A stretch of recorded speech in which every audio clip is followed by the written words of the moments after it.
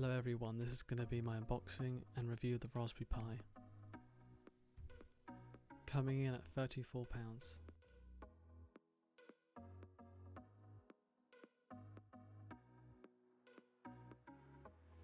I also bought a case for the Raspberry Pi, coming in at £6.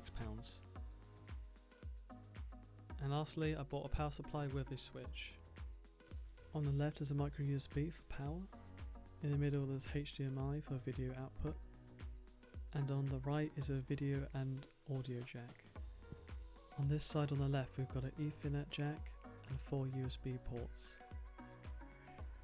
And at the back we've got an SD card slot.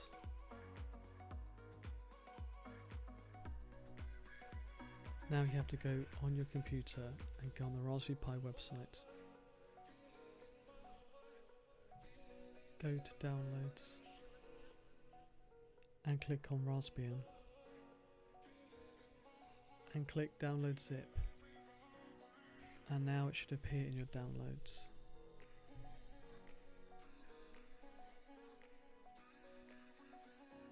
Next, type in Etcher. Go on the website and download it. You should see a circle filling up at the bottom left of the screen. When this is finished, go to your downloads and then install it. When it says select image, click on the zip file you just downloaded from the Raspberry Pi website. When it says select a drive, select USB. Then click flash.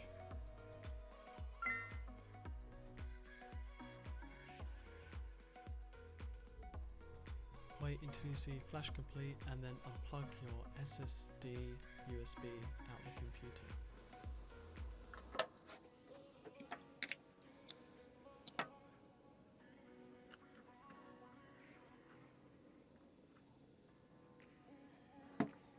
Plug in the micro USB, which is the power. Plug in the keyboard and the mouse. Plug in the HDMI cable. Then you flick the power cable and it will come on. Then the Raspberry Pi will begin to boot up.